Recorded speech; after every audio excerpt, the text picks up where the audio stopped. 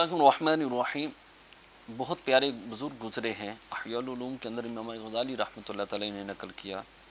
حضرت معروف کرخی رحمۃ اللہ تعالی، آپ نے لوگوں کو چھوڑ کر ایک صحرا میں جا کر خیمہ لگا لی اور اللہ کی عبادت میں مصروف ہو گئے. تو ایک شخص آپ کے پاس سے گزرا تو انہوں نے کہ کس چیز نے آپ کو عبادت کی ترغیب دی ہے، مخلوق سے علیحدہ کیا ہے، آپ اس کی بات پہ خاموش ہیں. اس نے کہا کہ موت کے ذکر نے.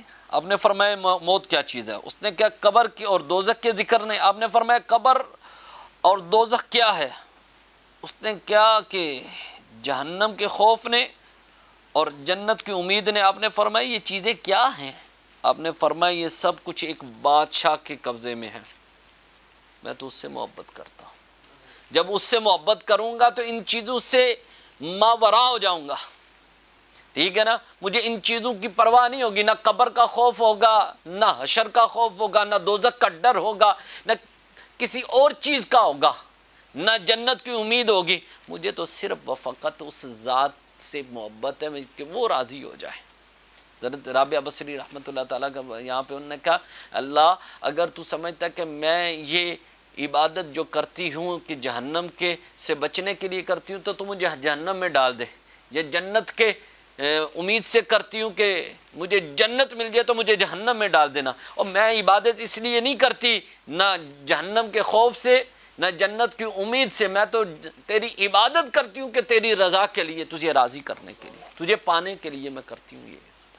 تو جب تم ذکر کوئی بھی کرو گے یار، سب سے بڑی جب تم اللہ کا ذکر کرنے لگ جاؤ گے تو اللہ بھی مہربانی ہو. ایک بات یہاں پہ مجھے بڑی، ایاز علیہ رحمہ محمود غزنوی کے جو وزیر تھے، ٹھیک ہے نا، ایک دن بادشاہ بڑی موج میں، انہوں نے کہا سارے وزیروں کو اکٹھا کیا، آج مانگو کیا مانگتے ہو لے جاؤ جو جو لینا ہے. ایک نے کہا مجھے بنگلہ چاہیے، کوٹھی چاہیے، فلاں چاہیے، فلاں چاہیے. نے کہا لے جو جو لینا ہے.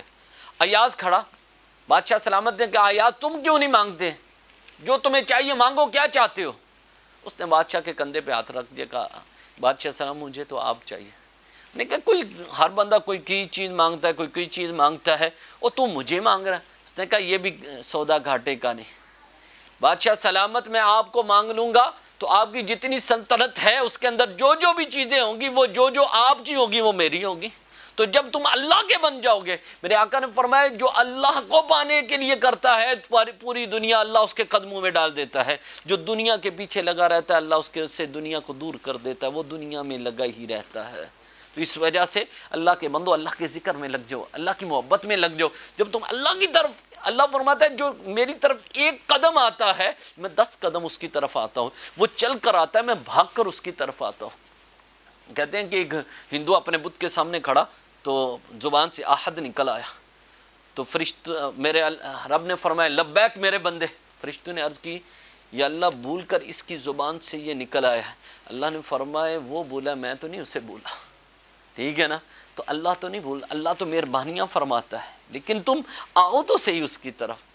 جب تم اللہ کی طرف آؤ گے تو اللہ تم پر مہربانیاں فرما دے. بس اللہ تعالی ہم سب کو اپنی سچی اور پکی محبت عطا فرما دے.